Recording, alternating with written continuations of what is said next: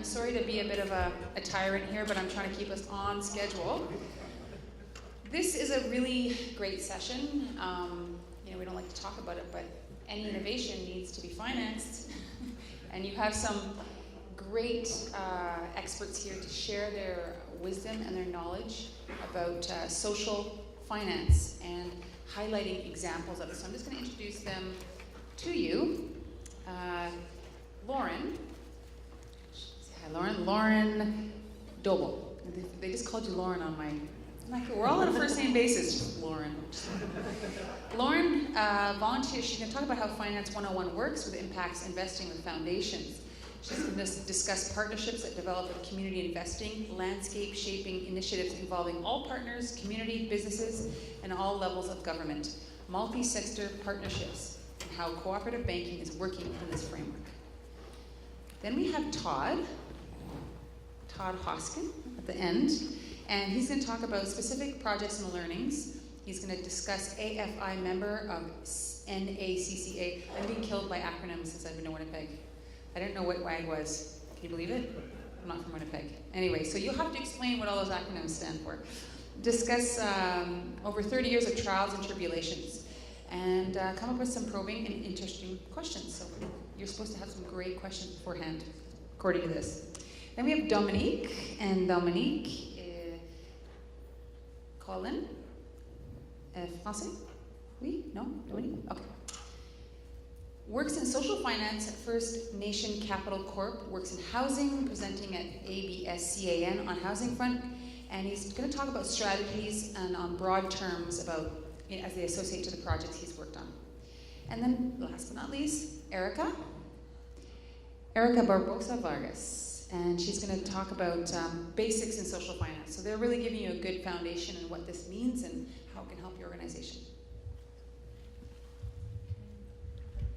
Well, and if you would like, they really would. I know it's like school, and you want to sit at the back, but they would love it if you would make your way to come a little, because it's actually kind of hard to see everybody up here, because we have these lights on our faces. So to make them feel loved and wanted, come to the front of the auditorium. Awesome. We're also hoping it's going to be quite an interactive session. Yes, definitely. And this is the intent of these is more of a discussion, so you can definitely feel, and the closer you are, maybe you can just yell out questions and we can discuss like that. How does that sound? Okay. Cool. Okay, great. So welcome everybody. It's great to have you here. Welcome to Introduction to Social Finance. So my name is Erica. I'm not going to be speaking for all that long because I'm going to be participating of every session, so I hope not to bore you quite yet. Okay, I cannot move very much. So before I get into the subject, maybe a little bit of I like to always talk about like why I got into impact investing, and essentially, I come from Latin America, which is a region of the world that is struck by poverty in great degrees, and for a very long time we've been struggling with all sorts of things, from education, health, nutrition, food, climate change now that is striking us quite strongly, and increasingly the concepts of social innovation have present very promising approaches to be able to start maybe addressing some of these things at scale, and to be able to start moving the needle on some issues which we haven't been able to do up until now, and despite all the money that has been going into trying to solve those problems. And what's fascinating really with the emergence of, with the growth, let's say, because it's not new, of social finance as an approach, is really thinking of a new way in which we can put economic resources together, whether they're public funds or private funds and investments, that can really help us give a little push and fuel into some of the innovations. And we're starting to see a lot of momentum grow behind that, so that we can start having a bit more hope in terms of actually being able to solve some problems that we've been facing as a global society. So essentially, social finance is about that. It's really, as you may have heard this morning in an earlier introduction, it really refers to a range of financial instruments that are all applied for some social, positive economic, or environmental development. And there isn't one particular approach. Really, we're talking about a mix of different tools. Essentially, it's about how we use the tools. A lot of these things are not unknown. You probably all are familiar with microfinance and microcredit, which was one of the approaches that really helped grow the popularity of we can use finance for good and for transformation, not just to create some of the struggles. And increasingly, it includes some new developments and some new models. You're going to hear social impact bonds, you're going to hear demand dividend things and different approaches, but a lot of it is what already exists in the capital market. So public-private partnerships, but depending on who comes to the table, if you're partnered with a nonprofit organization, with community organizations, it can change a little bit how some of those projects get implemented so that they're not just in the interest of generating more profits for a limited number of individuals, but really that we change how benefits of some projects and investments are distributed and are retained in communities and are really like feeding into the social and environmental development that we care about. Within social finance, you're going to also hear there's a lot of terminologies out there. There's solidarity finance, there's impact investing, that is a very specific type of investing. You're going to hear venture philanthropy, socially responsible investing. All of these are approaches with certain nuances, but really the essence is quite the same in terms of we want to use finance for positive development. And if you look at the graph that is on the right-hand side, that's sort of like outlines where we have social returns, and social, you can take it as in the broadest sense, as social, economic for community, environmental returns, and then you have financial returns on the y-axis. So really, everything that is at the top and then down to the right where it says high, all of that is what's covered by social finance approaches. Impact investing is the newest of terms, and it's really investments that are intentionally trying to generate some social and environmental impact alongside some financial returns. So the idea is you don't have to sacrifice financial returns if you, at the same time that you're generating some social good. And then obviously you have grants, which are usually subsidies, and then you have traditional investments in the capital markets that are a little bit of a passive approach, but also include some good practices.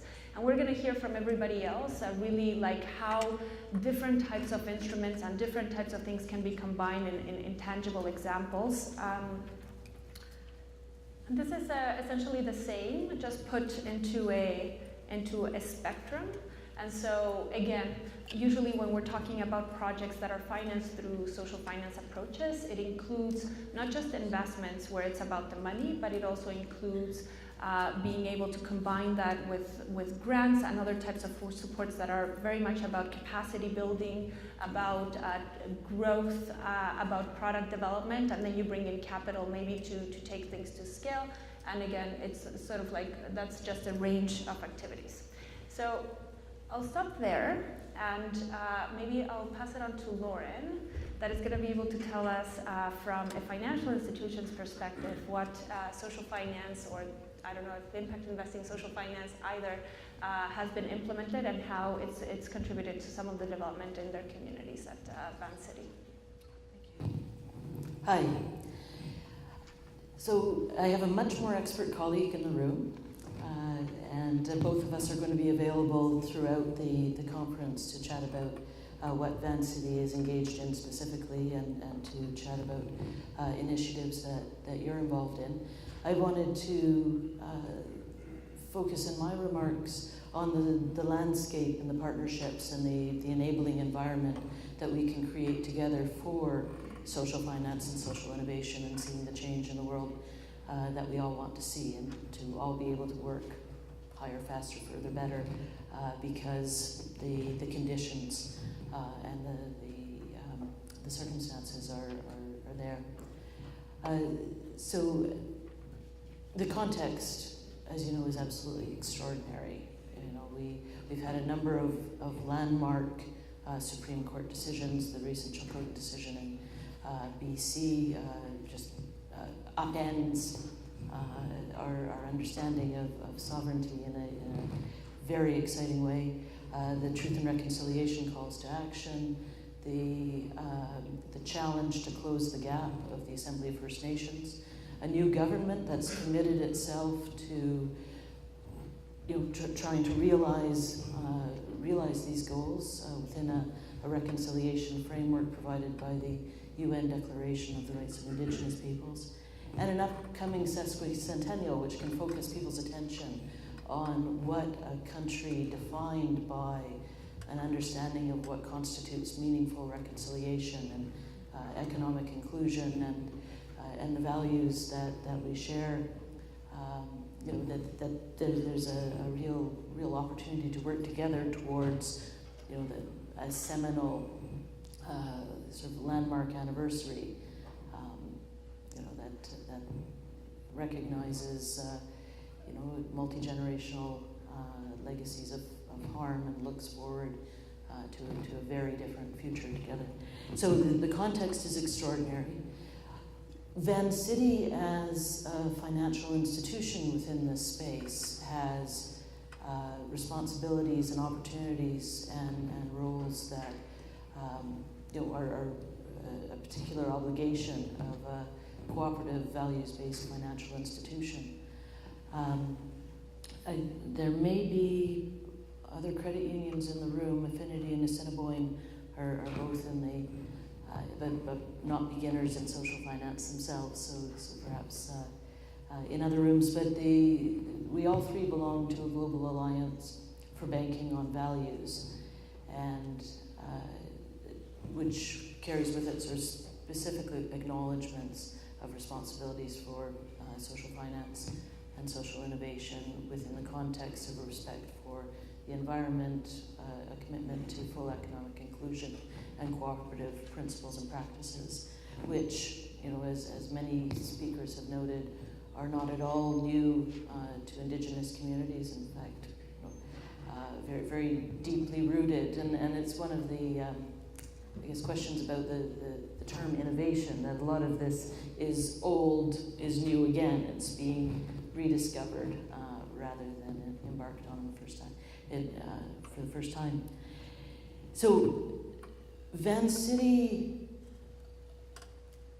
as a cooperative financial institution, and you can't really overestimate the importance of that. Vancity exists working in the traditional territories of the Coast Salish First Peoples, and more recently in Kwakwaka'wakw territory on Cormorant Island at the northern tip of Vancouver Island. We exist for our members, and our only source of capital is from the community in the form of member deposits, and the only way in which we invest it is in our members, in loans and grants and strategic grants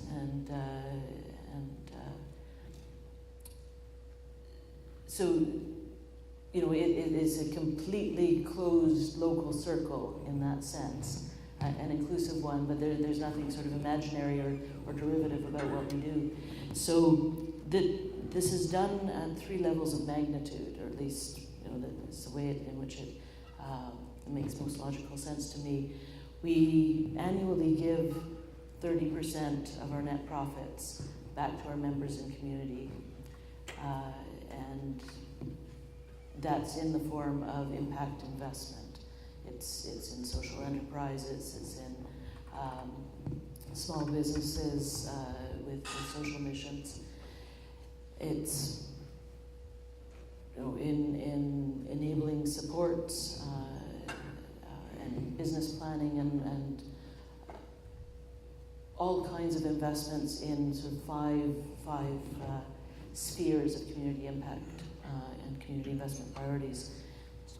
We're also trying to migrate the whole of the $20 billion in assets into impact. And that's a more exciting and more challenging venture, but we're making steady progress. And that involves, in part, an impact investment strategy for our own assets. And there's a $20 billion portfolio of sort of a fund of funds that's being built there. And this will certainly be an area of intense focus in our Indigenous partnerships. And finally, and most excitingly for me, as SPA Director for short, the Strategic Partnerships and Advocacy, is working with partners in all sectors to look at a policy landscape, a legislative and regulatory landscape that lets us all do this work more effectively. So we're also members with the Synodi and Afunaboyne in this Global Alliance for Banking on Values. And as a credit union, we're a member of, I think it's about 1,700 financial branches of credit unions across the country with collectively about $160 billion. So not a negligible asset. We're cooperatives, be our members, push our boards. The credit unions are on the ground and in the communities, and certainly the interest in making real what economic inclusion and meaningful reconciliation entails is a preoccupation of cooperative financial institutions. So I'd be very happy.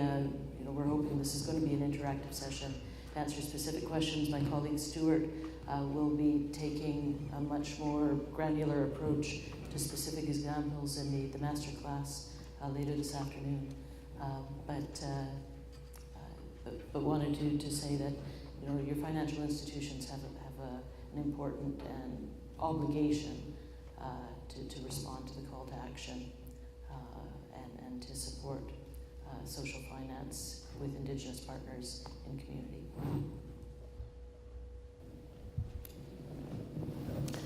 Okay, I'm going to try to give you a flavor of what social finance means in Indigenous country. And time along, I'll try to do it with 3 stories. But the point of all 3 stories is this.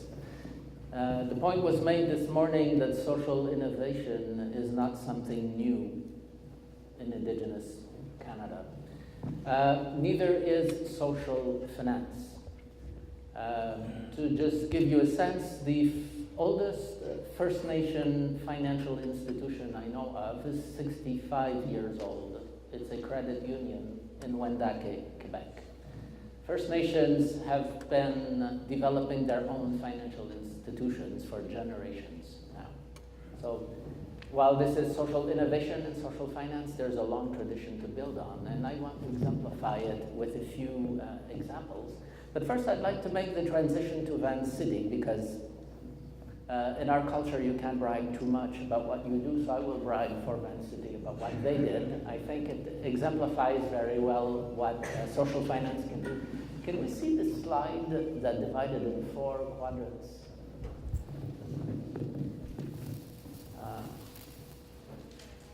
I don't know if you remember, there was high impact and high market returns. And when you talk about social finance, if you say you want to have high impact and high return, this is your impact investment space, why the hell would you want that? The devil will invest in a good project if it gets market returns. So why are we looking for that type of social investment? Well, there's a story about what Vancity did that illustrates a key point, which is to what extent First Nations are fertile ground for new ideas and the capacity to run with it. In 2004, Vancity was approached by a First Nation on Vancouver Island that had been visited by Hydro Ontario and told that a dam was going to be built on their community. The dam was going to be built with an environmental survey. The community was concerned about the impact it would have. They decided, we want to build it ourselves, we want to own it, and we want to do it in an ecologically responsible way. And Hydro said, no way, you know nothing about dams, and you have no money to finance this, how are you going to do it? They went to Vancity, and Vancity committed time from one of their vice presidents who flew to Nanaimo every other week for 6 months, turned what was an impossible project into an $8.5 million syndicated fund into which they invested $1 million. I'm not sure the devil invested, but banks with no interest in social finance also invested in it. So here's one of the first impacts of social finance. The expertise on how to deal with money can make possible local ownership, ecologically responsible building of projects. And this was essentially done by structuring the deal, bringing knowledge on how to do it. The story doesn't stop there. From this project, from this model, 3 other projects were built and financed in BC. A second project in the same area near Tofino, BC. A third one with the Taku in northern BC. All of them funded to an extent by Vancity. And this resulted into the creation by First Nation groups of a fund to fund similar projects to provide their equity. This was called the Regeneration Fund. It helped start a number of similar projects in BC. When government bureaucrats in Ottawa heard of this, they said, this is such an exciting idea. We'll create a major energy project fund to help similar projects. Funds like that multiplied across the country, all the way to Nova Scotia. Todd will talk to us about how it started a wind energy project in Manitoba. So from one investment, which actually was a market return investment, and the expertise, we built a model, and then the First Nations who were involved took this, ran with this model, managed to get funds to get them started. We now have in Canada over 25 similar projects owned by the community. Each of them built with the communities, making sure that it's built in an environmentally acceptable way. So this is my example of how Indigenous country has shown itself able to run with an idea very successfully. My second story is how First Nations have a network of 54 financial institutions that make developmental loans. On our quadrant here, they would be your lower philanthropy, or lower, that's actually there. These are loans to help start new businesses, so business loan funds. This was created a long time ago, such a long time ago that the premier at the time's name was Trudeau. It was in the last year of the Trudeau government, and Trudeau had a wild idea. And I'll go into some detail because this is very important in understanding how social finance works. He decided to put $325 million on the table. That was a lot of money at the time. And rather than put it, as we have always done before and since, into bureaucrats and asking the bureaucrats to turn that into a program with criteria and projects, instead, he formed a First Nation board made up of 20 First Nation leaders, political leaders, financial leaders, civil society leaders. And he told them, take your time deciding how you want to spend it. They took 18 months. They visited Australia, New Zealand, US, they looked at the World Bank, they were looking at the possibility of creating an Indigenous development bank.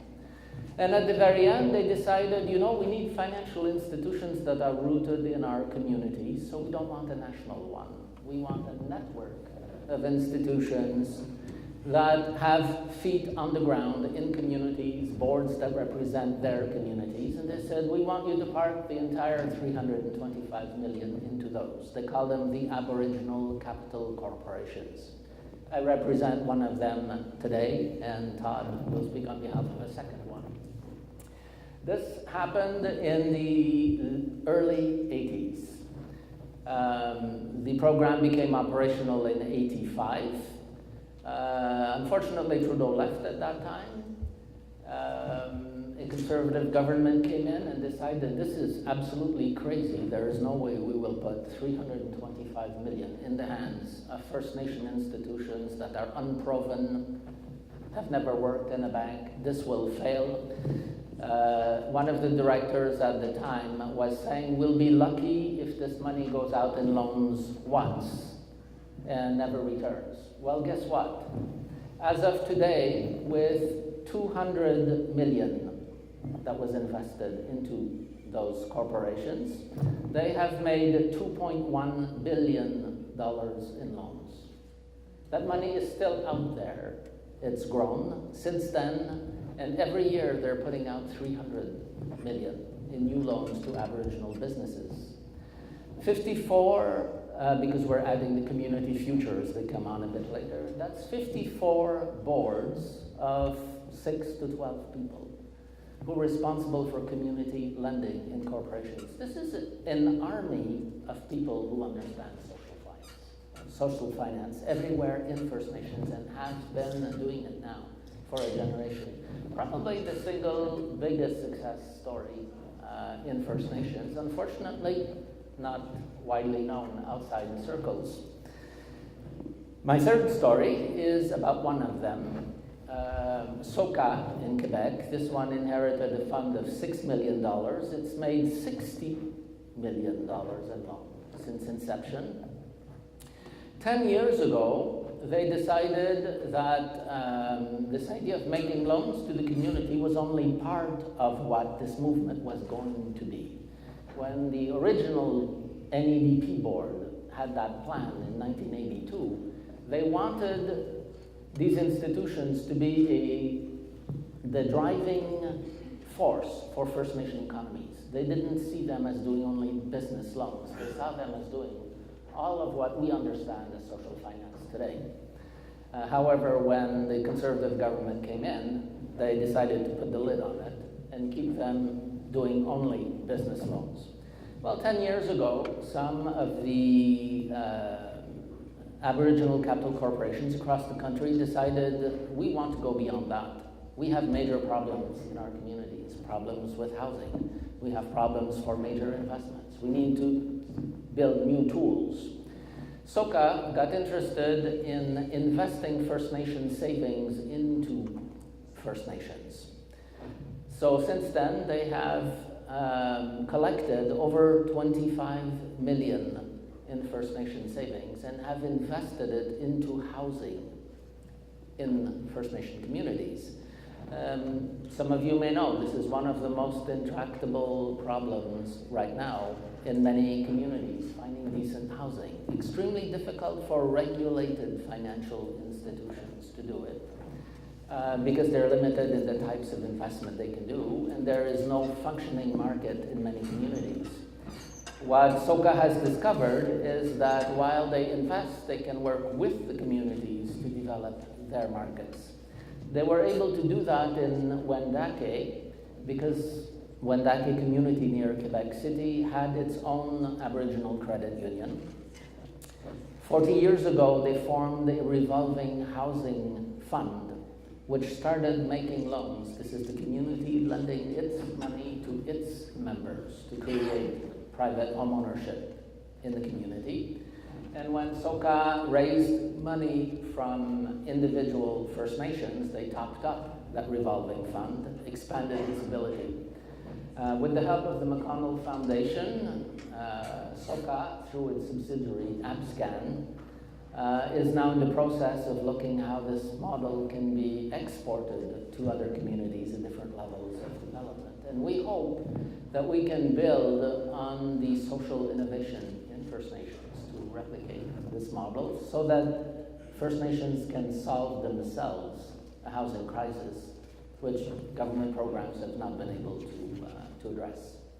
So those are my three stories. I'll be happy to answer questions or discuss afterwards, but Thank you, Dominique, and good afternoon, everybody. Certainly my pleasure to be here in Treaty 1 territory.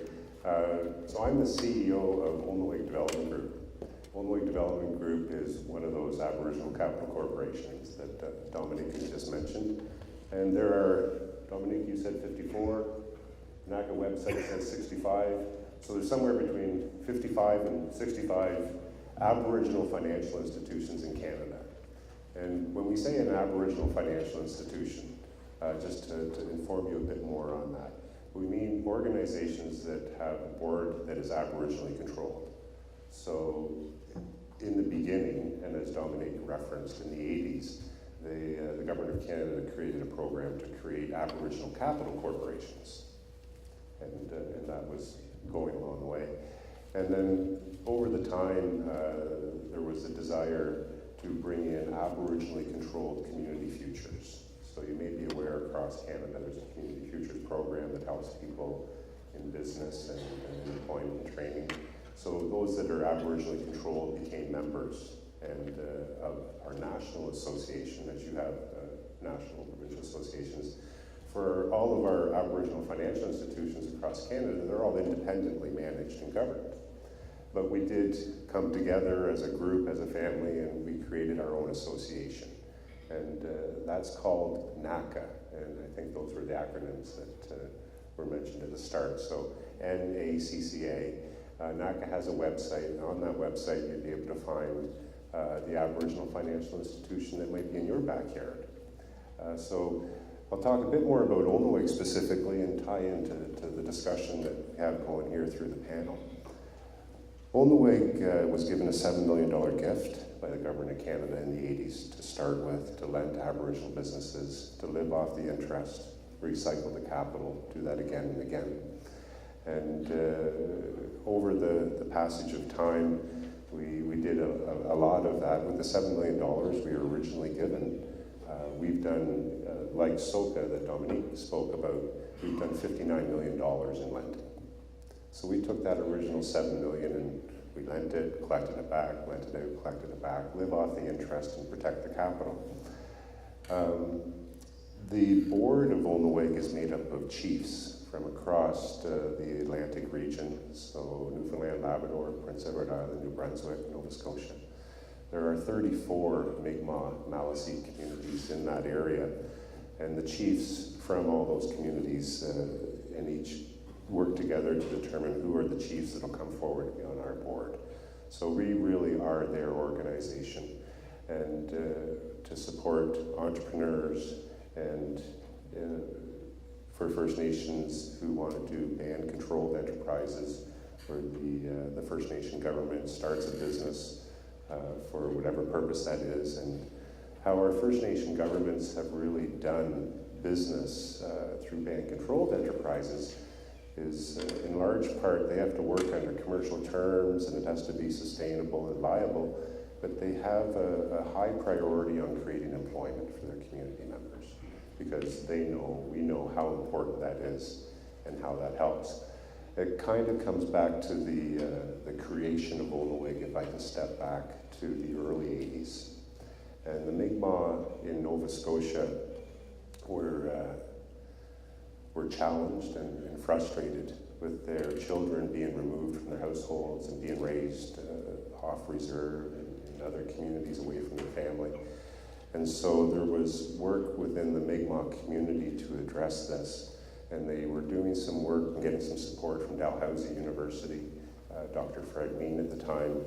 And I know there was an outreach to the Donner Canadian Foundation. And the Donner Canadian Foundation is represented here in this forum as well. And the Donner Canadian Foundation gave a grant to allow the Mi'kmaq Nation in Nova Scotia to come together to have a discussion around what can they do to address this problem and to change the future. And out of that discussion with the Mi'kmaq leadership came an idea by the Mi'kmaq to create their own child and family services organization, and as well their own organization to help their community members to get into employment and training, and as well as start businesses, if that was their choice. And that was the idea behind Olnewig. So Olnewig actually, as an Aboriginal Capital Corporation that Dominique referenced, was supported by a Government of Canada program, was actually conceived in an idea by the First Nation community in Nova Scotia. And there was an alignment of these thoughts. And then Olnewig came to be. And as Dominique has mentioned, I think at that time, Dominique, there were about 33 Aboriginal Capital Corporations created. And not to leave you with false impressions, we have done more than $2 billion life-to-date lending as a collective group of AFIs, and that's to be celebrated. Olnewig's done it 60 million, SOCA done it 60, and we got, all the organizations across adds up to 2.1 billion, and we've helped a lot, and we were recycling the capital, so we succeeded. But we didn't succeed without some trials and tribulations and learning experiences.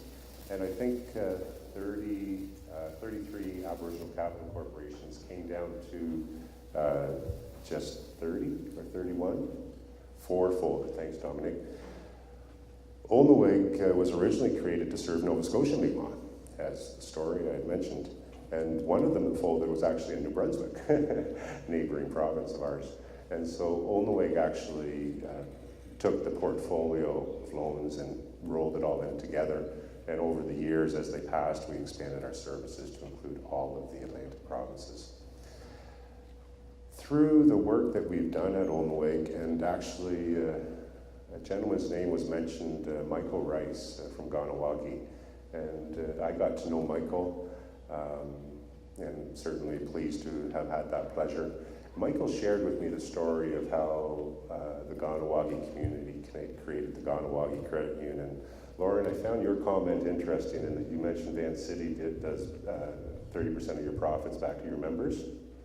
And so the Ganawagi model also does a similar sort of sharing of profits back to community members. I learned that from Michael way back in 2000, 2001, 2002, 2003 kind of thing. And with Olnewig and the chiefs allowing us, we talked within our community, the Mi'kmaq Maliseet community in Atlantic Canada, from 2004 to 2006 actually.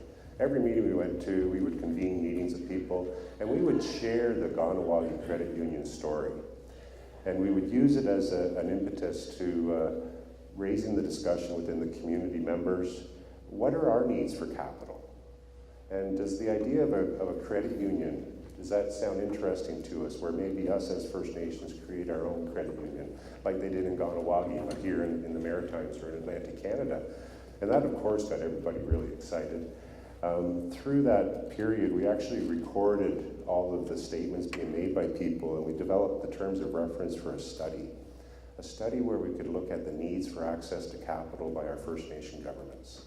And we laid that all out, and just right out of the blue one day, we got a call that the Government of Canada had decided to fund our study. And it was like, wow, that's fantastic news. So we were all of a sudden given a gift. It's actually just under $200,000 to go execute the study. And so we did that. We asked the First Nation governments in Atlantic Canada if they would to participate in the study. And we had 17 of the 34 actively volunteer to participate, and they gave us their audited financial statements. We analyzed those financial statements.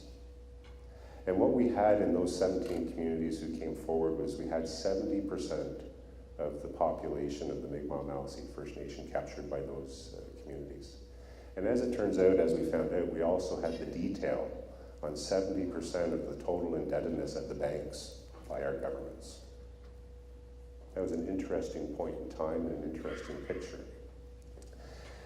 We documented that into a report, and happy to share that with anybody. If you're interested, please let me know, and I'd be happy to share it with you. We quantified that the First Nation governments at that time owed $155 million to the banks. More importantly, we quantified that that had been growing at 9% per year for each of the preceding 5 years. That study was done in 2007, 2008 on 2006 data. So if that rate of growth continued, we'd have more than $300 million owed to the banks today amongst our First Nation communities. When I first stood in front of the Atlantic Chiefs, when we completed the study and I shared that fact to the Atlantic Chiefs, which is you can gather, right, 30 plus chiefs in the room, and Onawig standing up there talking about the study we had done on their financial position, and we shared this indebtedness. There was actually gasps in the audience that I could hear up on the podium, right? Like, oh, that's terrible. Oh, we're that much in debt, and the debt is growing. And it really opens up a dialogue, and it has, around the difference between good debt, bad debt. Because it's okay for a government to have debt in order to fuel the economy, build the economy, as long as it's sound and it's structured and it's repayable and it's not bad debt going to put you into financial harm. So that work continued, and the chiefs on our board have allowed us to continue this dialogue within the communities about what can we do to create another option for our First Nation governments. Even today, they still have an option of a government transfer, a government contribution to provide programs and services, and we all know that well. And we've lived in that reality for some time as a nation. And at the time, and still today, in Atlantic Canada anyway, our only other option for financing is a bank loan. And bank loans come at a certain interest rate and certain terms, which are all appropriate to protect the depositors' monies, our monies that are in the institutions. The rules are there to protect us all, and we all understand and accept and respect those. First Nation governments don't have the same options available to them that other levels of government in Canada do, even though they have the same responsibilities, as you all well know. Our chiefs, our councils, communities have elements of federal, provincial, municipal responsibilities all placed upon them, but they don't have ready access to the financing and other support tools that all those other levels of government do. There's been a very innovative piece of work, if I can use that term, by the Government of Canada to create what is referred to as the First Nations Fiscal Management Act, the FMA. And through that act, they have gone to the bond markets. So you may have heard of this before, I hope you have. Through direct support from the Government of Canada, they've created the First Nations Finance Authority, the First Nations Financial Management Board, the First Nations Tax Commission. And they qualify our governments to go borrow from the bond markets, basically. And that's great. In order to do that, a community has to do a lot of steps, and that's okay. But they also have to have a revenue stream that can repay that debt, a solid revenue stream. And municipalities, provinces have tax systems, property tax systems, and all kinds of other tax-generating revenue systems. First Nation governments don't have that as much, or barely at all. And yet we're going to be going to the bond markets without a repayment stream. Well, of course, you have to have it. So there's about 650 First Nations in Canada, and about 150 of them today have listed themselves to be interested to go borrow from the bond markets, and they're on their way. There's still 500 more communities, and the work that we do at Onawig now is trying to help them by helping them through some unique, innovative, to-be-determined capital options outside of what's available today, so that they can use those financing options to do commercial activity, so they can create revenue streams that they can then go borrow from the bond markets. So some of the work we're doing at Onawig is really still to answer this question about how do we do this. There are many people that heard the work that we're doing at Onawig, and they say, "You're crazy, man, you can't do that." But we remain optimistic, and we're working very diligently and hard trying to create these options through the path of trying to identify options to create other forms of capital supports for our communities. We started analyzing the band's audited financial statements. And we developed a little tool that we report back to the chief and councils, the elected officials, representatives of the communities, where we take their audited financial statements, and if you've ever seen one for a First Nation government, they can be up to 50, 60, or 100 pages long. 2 years of audited financial statement data. And it's good to have some experience reading them if you're going to try to read them, especially when they're so thick. Chief and council are elected from the community in a normal election process, which is all good. There's no requirement for you to have an accounting degree or a business degree or financial experience in order to be all of a sudden in a position where you're expected to understand all this stuff. And so what we do is we take those audited financial statements and we put them into Excel spreadsheet and we put it back into pictures where we can show the chief and council trends and pictures and bar graphs that show them, take all that complexity and lay it out into simple revenue streams, how you've managed everything, what your debt structure is, what options you have for future, and a lot of good discussion. Trust me, it's very interesting. Through that work that we do there, as I'm here now sharing with you what we do, I had the great pleasure of being at a session that Stephen Huddard, President and CEO of the J.W. McConnell Family Foundation, who's here and is a large supporter of this gathering. And Stephen caught interest in this, and he helped us over the past couple of years work with, in fact, Erica's help and other staff at McConnell. And I'm happy to share with you that the J.W. McConnell Family Foundation recently gave us a gift to help us take that work where we take the band statements and we give it back to them in pictorial format.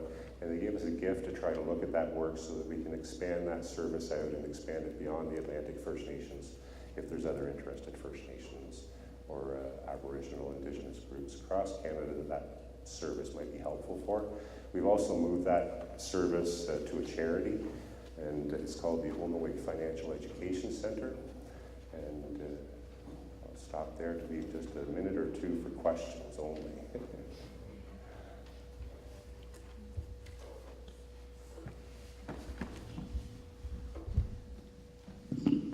So do we have anybody who has questions? Anybody? Comments? Question? Awesome. I don't think I need that. I'll talk nice and loud. Is that okay? I just wanted to ask about the financial statements. What kind of trends are you looking for? Like, obviously, if you can see if they're in the red or whatever, but what is it that you're looking for as far as First Nation? What kind of trends are you seeing? I guess speak a bit about that. Thank you for your question. We're not looking for anything, actually. We're just taking what is actual and real and presenting it back to the Chief and Council. And so what we do break down, though, are their revenue streams. We break down for all their program funding they get from different levels of government, what they received in funding and what they spent, so that you can see where they overspent. And as a common trend in that, most communities overspend in their band and management and governance section because the Government of Canada only gives them so much money to pay for that very important function, and they all have to spend this much. So as a trend, they generally all run a deficit in their band governance administration. Other than that, though, most of the programs that they manage on behalf of government, federal or provincial, is managed within budget. And then they do a whole lot of other commercial activities. So we break down and show them their revenue streams and their net profit streams from all of their commercial ventures, whatever they might be that's appropriate to them. And then we'll take a look at basically how the cash flows in the government, right, the First Nation government. So how they take surpluses from one and how they get everything done. And then they all have capital projects and needs in the Government of Canada. There's a myth out there, by the way, ladies and gentlemen, as we've been traveling and doing this work. Some people say to me, Todd, why are you doing this? Doesn't the Government of Canada just provide all of the capital needs for all the communities? And the answer is, quite honestly, no, they do not. So there's a real gap in terms of the need for capital, basic infrastructure of water, wastewater, and infrastructure that allows business and commerce to come into communities to create those local employment and training opportunities. So we cover off all of the aspects, actually, and it's all just actual factual. What takes place when we present that to the Chief and Council, as you can appreciate, is a very interesting discussion with them, right?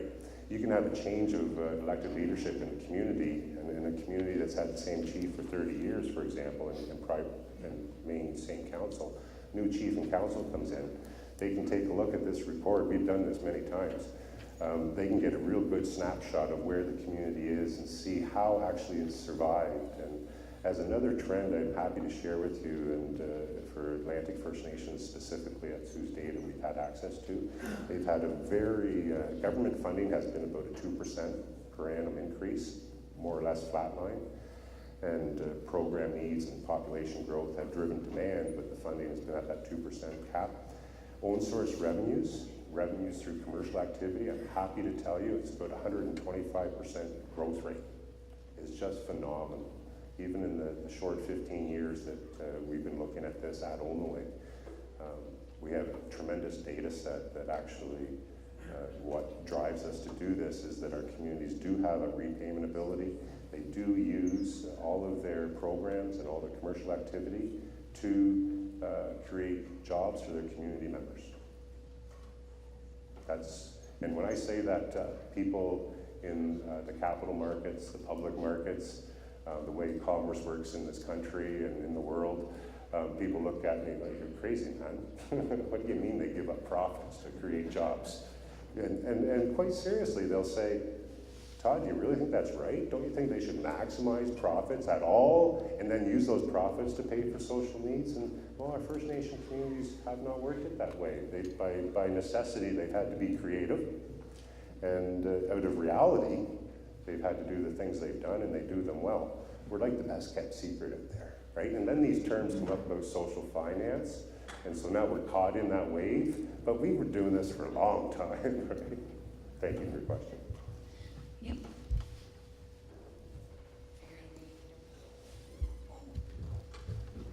It's really complicated to get back here.